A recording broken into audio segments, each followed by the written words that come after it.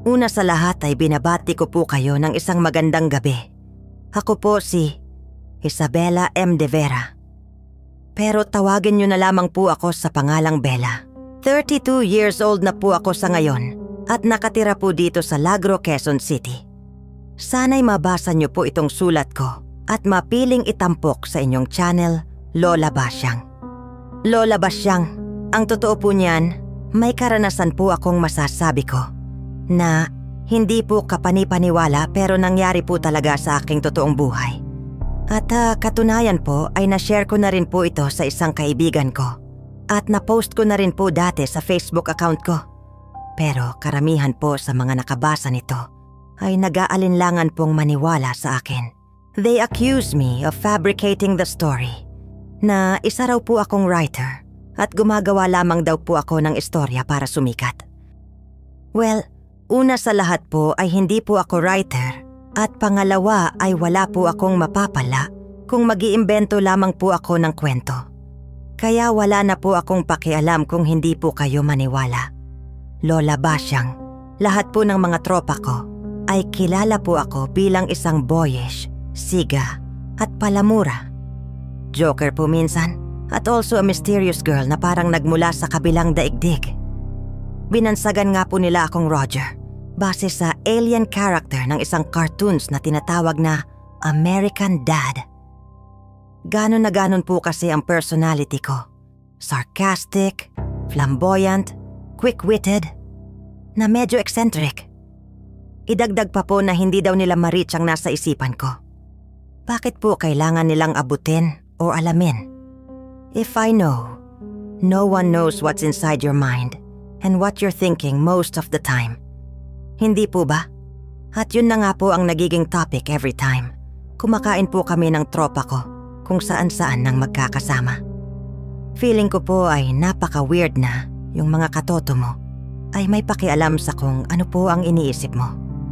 So, ayun na nga po yung very disturbing na nangyari po sa akin almost 10 years ago.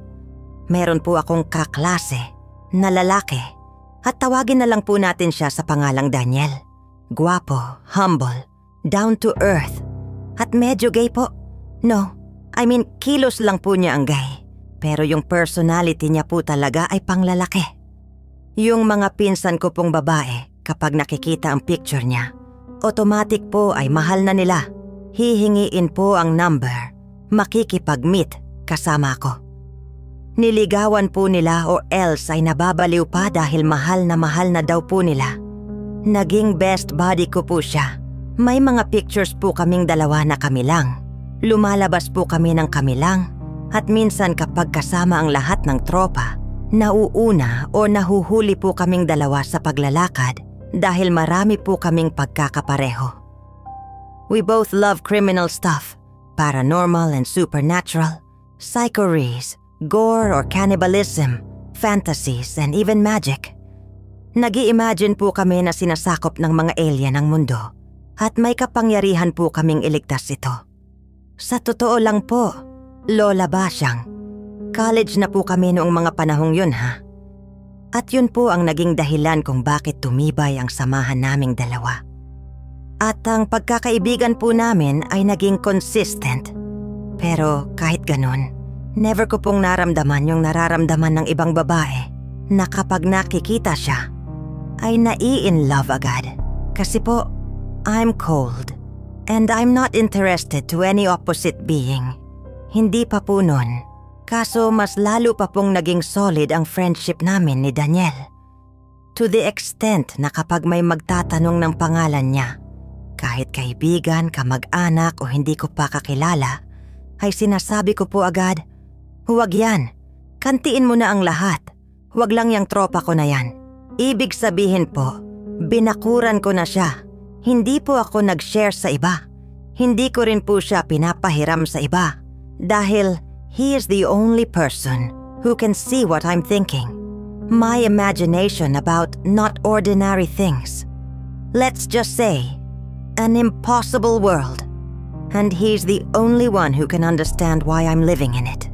Dahil po sa kanya, hindi ko naramdamang nag-iisa ako. Kahit magkaibigan lang kami, I kept him. guarded him. At never ko pong inisip na he would do the same thing to me. Hindi ko naman po kailangan ng kapalit. Pero fast forward po, I fell in love with Daniel. Doon naman po talaga mapupunta ang lahat sa dulo, hindi po ba? At walang sino man ang nakakaalam noon, kahit siya. Naramdaman ko po ito noong graduate na kami ng college. Pagkatapos ng college, dahil kilala po nila ako bilang walang pakialam minsan at cold, hindi na po nagtaka ang mga tropa ko kung bakit halos 1 taon na akong hindi nagpaparamdam. Hindi rin po sila nag-abala na kumustahin ako o guluhin ako sa chat. At yun po ang mas lalong nagpasakit sa akin. That year, I suffered from what I can call the Great Depression. Hindi naman po ako suicidal. Natatakot po akong mamatay for some reason, pero mas lalo pa pong dumagdag yung takot na yon sa paghihirap ko. Peer pressure, work pressure, heat pressure, lahat ng pressure pumasok sa akin at ginawa akong parang baliw. Kinulong po ako ng mga magulang ko sa kwarto dahil kailangan daw. Sabi nila, baka makasakit ako sa iba. At totoo nga po, kasi isang gabi, sa kasagsagan ng kabaliwan ko, nagwala po ako at tumakbo palabas ng bahay. Kumuha po ako ng kung anong mabigat. Hindi ko na matandaan kung bato o kahoy. At ipinukpok ko sa isang taong grasa na natutulog sa kalye. Hindi naman po siya namatay, pero yung dugo na umaagos mula sa ulo niya. Somehow, it gave me enlightenment. Parang ecstasy po. Gusto ko po siyang lapitan, hawakan, at yakapin. Ang dugo niya po halos tumakip sa buong mukha niya. At sa dilim, parang may resemblance siya sa isang pamilyar na tao. Pero bigla po akong niyakap ni Papa. Narinig ko po siyang bumulong. Tama na anak. At doon po ako natauhan. Doon po ako nakaramdam ng matinding hiya at takot. Simula po noon, hindi na po ako pinalabas ng bahay. Tanging ang mabait na doktor lamang po ang pinayagan nilang kausapin ako. Pero dahil makulit po siya at maraming tanong, tinarayan ko siya. Galit na galit po ako sa kanya. Hanggang sa hindi ko namalayan, gumaling po ako. Unti-unti kong nalagpasan ang aking mga anxieties, anorexia at depression. At paglipas ng mga buwan, bumalik po ako sa normal. Nakakalabas na po ako, nakakagala at nakakapag-drive na po ulit ng sasakyan. Nakakapunta po ako sa malls at conventions. Pero kahit ganun po, no one ever saw me smile. Yung flamboyant, friendly, joker at boyish na ako noon. Nilamon na po ng katahimikan. Ang isip ko po ay naging puro dilim. Wala na po yung mga magagandang alaala. Wala na yung mga tawa kasama ang mga kaibigan ko, pamilya ko, at lalo na yung taong minahal ko ng sobra. Parang nabura po lahat. Isa na po akong literal na loner na palaging nakasuot ng mask para walang makakilala sa akin. Ilag na po ako sa mga tao dahil kahit papaano, may mga anxieties pa rin po na dumadaloy sa katawan ko. Pero walang nakakaalam kung saan talaga nagsimula ang lahat ng takot na yon. Kahit ang mga magulang ko po o kahit si God, parang hindi po nila alam kung bakit ako naging bilanggo sa sarili kong mundo. Because somehow, I felt like no one cared for me. God neglected me. God forsook me. At ngayon po, Lola Basyang, ito na ang pagkakataon para sabihin kung ano nga ba talaga ang dahilan ng depression ko. Kung bakit nawala po ang takot ko sa Diyos. At kung bakit hanggang ngayon ay parang nabubuhay ako sa dilim at walang katapusang pagdurusa. At iyon po ay dahil sa best buddy ko. Yes, dahil sa lalaking minahal ko ng sobra. Naghirap po ako. Si Daniel, sa kabilang banda sa gitna po ng depression ko. Si Daniel lang ang palagi kong kasama. Hindi ko po masabi kung nakakatulong ba siya sa paggaling ko o hindi. Pero may mga nakapagsabi po sa akin na lalo raw lumalala ang sitwasyon ko, na hindi raw siya nakakatulong sa akin.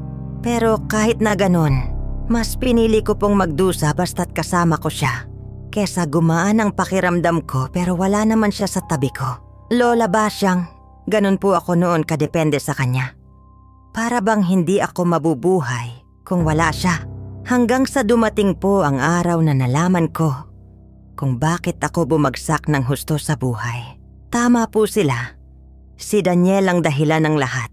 Alam niyo po kung bakit? Dahil may nadiskubre po ako sa kanya.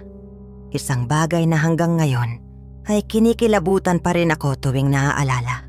Tungkol po ito sa tunay niyang pagkatao o dapat ko sigurong sabihin tungkol sa kanyang pagkademonyo. Opo, Lola Basyang. Isang demonyo pala si Daniel. He is a demon. Paano ko po nasabi? Dahil nakita ko siya. Nakita ko po yung reflection niya sa salamin. Pero hindi siya ang nakikita ko ron. Ang nakikita ko po ay isang nilalang na may sungay, may malapad na pakpak at balat na parang abo. At sa bawat paggalaw ng mga pakpak niya, may malakas na hangin na dumadampi sa paligid. Nakita ko po yun right after niyang mag-confess sa akin na mahal niya ako. Ilang buwan pagkatapos ng graduation namin. Noong gabing iyon sinabi po niya sa akin na gusto niyang makasama ako sa lahat ng bagay, na gusto niya akong protektahan at gusto niyang maging tao para lamang daw po sa akin. Pero sabi niya, hindi niya raw magawa dahil siya raw po si Samyasa. Noong una, hindi po ako naniwala. Akala ko biro lang. Pero noong nakita ko po talaga yung reflection niya sa salamin, doon po ako natakot. Sobrang takot. Umiyak po ako. Hindi dahil sa galit, kundi dahil sa matinding takot. Kahit po lahat ng sinabi niya ay mga bagay na matagal ko nang gustong marinig. Na mahal niya ako, na gusto niya akong protektahan. Nawala po lahat yon nang makita ko kung ano talaga siya. Nang ibabaw po ang takot. At yung pagmamahal ko, bigla pong naglaho. Yung mga alaala naming magaganda, yung mga tawanan at kwentuhan, nawala na rin po. Ang maganda niyang mukha, mata, ilong at labi, lahat po yon ay nagbago. At doon po niya pinakita sa akin ang tunay niyang anyo. Naked, his skin is red as deep and black like blood. Doon sa street beggar na sinaktan ko, mapangil siya at may malaking bibig. May magkabilang sungay at ang mga mata niya ay binabalot ng kabuuan nito ng kadiliman. Nakakatakot sobra. Gulong-gulo po ang isipan ko noon, Lola Basyang. At hindi ko na alam kung totoo ba ang nakikita ko. Sadyang nababaliw lamang ako. Umiyak lang ako noon na parang baliw. Pero kahit napasigaw ang iyak ko, naririnig ko pa rin ang nakakatakot niyang boses na para bang binabalot ang puso ko ng tinik at pinipigilan sa pagtibok hanggang sa mahirapan na akong huminga. Sabi niya habang umiiyak, kaya niya nagawa magsinungaling dahil gusto niya akong protektahan. Ayaw niyang malaman ko na isa siyang demonyo dahil matatakot ako sa kanya at masasaktan siya ng sobra. Sabi niya, ako ang susundo sa iyo mula sa kamatayan. Ang dahilan kung bakit ako nandito sa lupa ay para sunduin ka at ihatid sa impyerno. Bago ko pa daw siya makilala, may taning na ang buhay ko. Mamamatay ako sa isang aksidente kasama ang pamilya ko. Pero narinig pa lang niya ang pagtawa ko bago mangyari ang aksidente. Minahal na niya ako at nangako na siya sa sarili niya. Nababantayan niya ako para hindi ako mamatay. Para hindi ko maranasan ang hirap ng walang hanggang pagdurusa sa impyerno. Ayaw daw niyang makita akong nalulunod sa kumukulong apoy, sumisigaw at humihingi ng kapatawaran sa Diyos para maligtas. Simula po noon, Lola Basyang, ay nagkunwari na si Daniel. Tinago niya ang pangit niyang itsura sa likod ng isang gwapo at malaanghel na tao. Ginawa daw niyang mukhang anghel ang itsura niya dahil sa anghel lang may tiwala ang mga tao. Binasa niya ang nasa isipan ko at ginaya ang mga hilig ko para mas lalo kaming magkalapit. Nagbabakasakali siya na kung kikilos siya bilang tunay na tao na naayon sa kagustuhan ko, baka mahalin ko siya at hindi nga siya nabigo. Hanggang isang gabi sinabi niya na oras na para umalis siya. Nagawa na niya ang tungkulin niya. Tungkuling hindi sa Diyos, pero para sa akin. Inako niya ang kamatayang para sa akin at niligtas niya ako mula sa Diyos. Pinaglaban niya ako mula sa kagustuhan ng Diyos. Masakit man sa akin yun noon, pero hinayaan ko na lamang siyang umalis at tuluyang maglaho sa paningin ko. Samantala dahil sa paglisan niya, naging impyerno ang buhay ko. Lumala ang sakit ko sa pag-iisip hanggang sa bigla na lamang nila akong dinala sa mental hospital para magamot. Doon na-diagnose akong may schizophrenia. Sabi ng mama ko, nasa lahi natin ang ganitong sakit dahil ang kapatid ng lola ko ay nag-suffer din. Pagkatapos po noon, pinayuhan ako ng mga magulang ko na maging open ako sa kanila. Sabihin ko ang nakikita, naririnig at nararanasan ko. Doon ko na ikinuwento sa kanila ang tungkol kay Daniel. Hindi lang sa mga magulang ko kundi pati na rin sa mga kaibigan ko. Sinabi ko po sa kanila na hindi tao si Daniel, na siya talaga ay samyasa, isang demonyo. Pero nagulat ako sa mga sinabi sa akin ng mga kaibigan ko. Imposible raw si Daniel ang nakausap at nakasama ko 2 buwan bago ang graduation. Kasi ayon sa kanila ay nag-ibang bansa na raw siya para bisitahin ang inang nasa huling yugto ng cancer. At hanggang ngayon, hindi pa raw ito bumabalik. Siyempre, nagtaka po ako noon, Lola Basyang, kung umalis pala si Daniel papunta ng ibang bansa. Bakit hindi ko alam? Ayon sa isang kaibigan ko, hindi raw nakapagpaalam si Daniel sa akin kasi biglaan ang alis niya. At nung panahong yon, na-hack daw ang Facebook account niya, kaya hindi rin ito nakapag-message sa akin. Tinanong ko sila kung may bagong Facebook account si Daniel pero sabi nila, hindi raw nila alam. Kaya ang ginawa ko po, pina-research ko noon sa kapatid ko ang Facebook account ni Daniel. Ang alam ko kasing pangalan niya ay Daniel Joseph Vergara. Pero nang isearch ito ng kapatid ko sa Facebook, wala siyang nakita. Ni-research din niya ang iba pang possible names. Daniel Vergara, Dan Joe Vergara, Joseph Vergara, pero wala talaga. Hanggang sa may nakita kaming kakaibang account, Yaza Verg ang pangalan. Walang profile picture kaya hindi ko matiyak kung si Daniel nga ba yon. Pero Lola Basyang, malakas po ang kutob ko na iyon ang account niya. Kaya hiniram ko pansamantala ang cellphone tag ng kapatid ko at ako na mismo ang nag-message sa account na yon. By the way, habang naka-confine ako noon sa mental hospital, bawal ang gadgets. Kaya nung dumalaw ang kapatid ko, sinamantala ko na ang pagkakataon. Nag-message ako sa kanya. Pagkatapos ay sinabihan ko ang kapatid ko na i-inform agad ako kapag nag-reply na si Daniel. 2 araw ang lumipas. Bumalik ang kapatid ko kasama sina mama at papa para dalawin ulit ako. Sinabihan nila ako na mukhang matatagalan pa akong ma-confine doon. Ayon na rin daw sa findings ng psychiatrist ko. Lumala raw ang sitwasyon ko. Sinabi naman sa akin ng kapatid ko na nag-reply na raw si Daniel. At totoo nga raw yung sinabi ng mga kaibigan ko. Nasa ibang bansa talaga siya. Nag-sorry daw po siya sa akin kasi hindi raw siya nakapagpaalam at namimiss na raw niya ako. Pero mukhang hindi na raw siya makababalik ng Pilipinas dahil sa sitwasyon ng pamilya niya. Sinagot din niya ang tanong ko kung siya rin ba si Samyasa at hindi raw. Kaya po Lola Basyang, doon na nagsimulang mag-sink in sa akin ang lahat.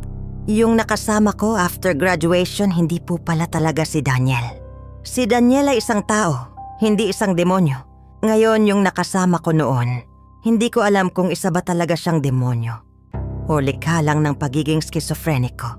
That time, gulong-gulo po ako Lola Basyang.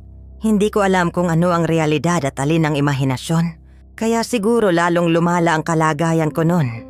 Pero dumating ang panahon na unti-unti akong nakarecover hanggang sa ma-discharge na ako. Iinom na lang daw ako ng gamot para matigil ang aking problema. Kasama ko naman ang mga magulang at mga kapatid ko sa pagbabagong buhay ko. Tinulungan nila akong mamuhay ng normal sa kabila ng lahat. Samantala, 6 na taon na ang nakakalipas. Pero bagong-bago pa rin sa akin ang mga nangyari noon. Hindi pa rin ako tuluyang gumagaling. Kung hindi ako umiinom ng gamot, bumabalik ang mga boses. Ang mga anino, ang malamig na halakhak sa dilim. Ramdam ko pa rin na bagsak ang pakiramdam ko. At ngayon mag-isa na lamang ako. Humiwalay ako ng tirahan mula sa mga magulang ko. Hanggang ngayon ay nilalaman pa rin ako ng takot at kalungkutan. Nagawa kong mamuhay mag-isa dahil nilabanan ko ng maigi ang lahat ng iyon. Nilakasan ko ang loob ko at pinigilan ko ang pag-iyak ko hanggang sa nakapag-decide na ako. Mahal ko siya, mahal na mahal. At kahit pa isa siyang demonyo, ay hindi siya nagpakita ng kasamaan sa akin. Oo, nagkunwari siya. Oo, nilinlang niya ako sa mga kagandahang bagay na ipinakita niya. Pero nagawa niya po yun dahil mahal niya ako. Ni minsan ay hindi niya pinaramdam na isa nga siyang demonyo na sa pagkakaalam ng lahat ay masama at pumapatay na siyang dahilan ng lahat ng kahirapan at kasamaan sa mundong ito. Ang totoo, pangalan lang nilang nakakatakot. Pangalan lang nila ang masama. Siguro mali talaga tayo ng pagkakaintindi sa mga kinagis na nating katotohanan. Siguro minulat lamang nila tayo na mabuti ang Diyos dahil sa realidad ay masama rin siya. Hindi na ako natatakot na magsalita ng ganito tungkol sa Kanya dahil alam ko na rin naman na hindi ako maliligtas at mapupunta pa rin ako sa impyerno kahit na anong kabutihan ang gawin ko. Pero masaya ako dahil kahit sa impyerno pa ang kahahantungan ko ay nandun naman siya kasama ko. Hihingi lang ako ng patawad sa Kanya kapag nakapunta na ako doon. Hindi ko kasi matutupad ang pangako ko sa Kanya na hindi ako mamamatay hanggat hindi ako maging isang mabuti at para ngayon pa lang ay mapatawad na ng Diyos nang sa gayon ay mapunta ako sa langit at hindi sa impyerno. Pero aanihin ko ang kasaganahan at kapayapaan sa langit kung noong nasa impyerno na ang desisyon ng Diyos na pupuntahan ko. Lalo pat nandoon ang mahal ko, maituturing ko ng langit ng impyerno basta lang kasama ko siya. Siguro nga'y baliw na ako sa mga pinagsasasabi ko sa ngayon. Pero wala na akong pakialam sa mga iisipin ng iba dahil aalis na ako.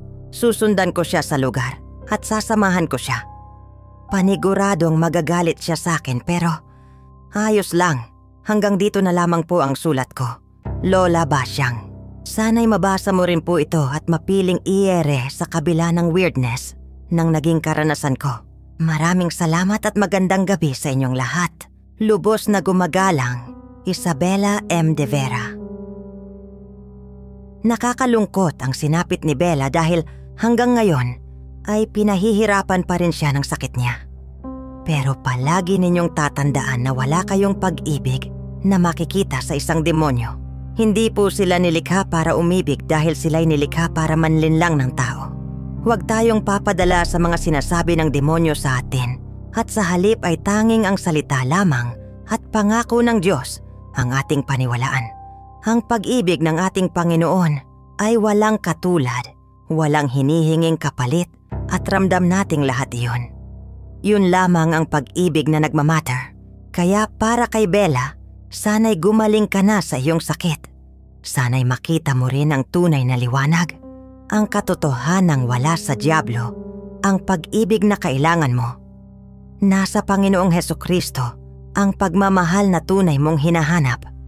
At sa mga kamag-anak at pamilya ni Bella, tulungan ninyo siyang mahanap ang pag-ibig na nagmumula sa ating Panginoon. Huwag kalimutan na mag-like, mag-share, at mag-subscribe sa kwentong inyong napakinggan. Ibinahagi po ng inyong si Lola Basyang.